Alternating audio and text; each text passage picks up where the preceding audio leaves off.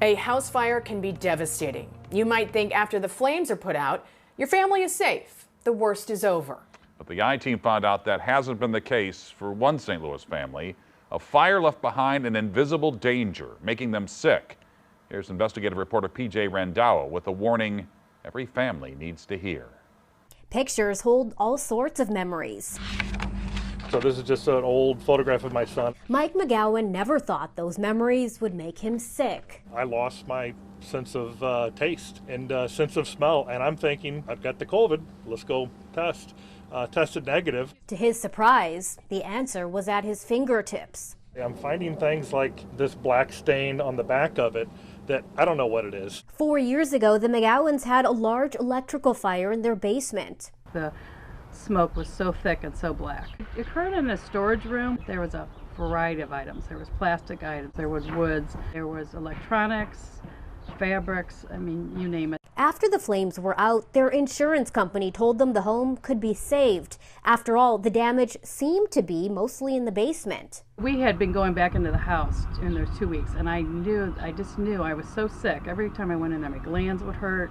I'd have these headaches. Other family members began to develop strange symptoms after touching things pulled from the damaged home. My gums were bleeding, my ears hurt so bad, and I just could not get up in the mornings. The Megowns hired Lori Hollingsworth to investigate what was making them sick. She's a disaster asset recovery expert and was a first responder on 9/11.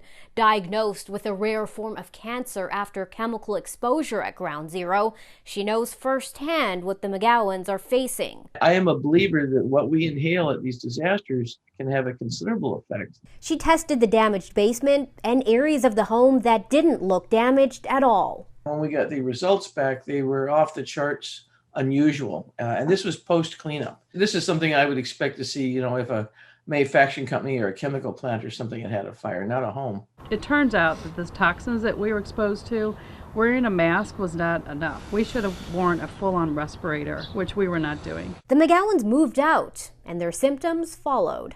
We had horrific rashes when we wore them. They were just bright red, thick rashes from the clothes. There's probably a lot of people out there that have these symptoms and have no idea. Dr. Stephanie McCarter with the Environmental Health Center in Dallas says she's seeing more patients like the Megowns falling ill after returning to their fire-damaged homes.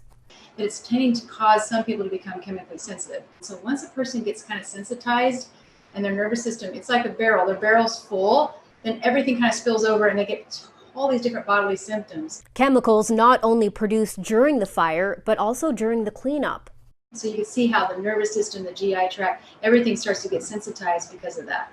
Armed with toxicology reports, the Megowns sued their insurance company. They wanted the home declared a total loss. I'm not putting any kids back in that house because it will be unsafe. There's no way. 4 years later, the home sits empty, their bank accounts drained.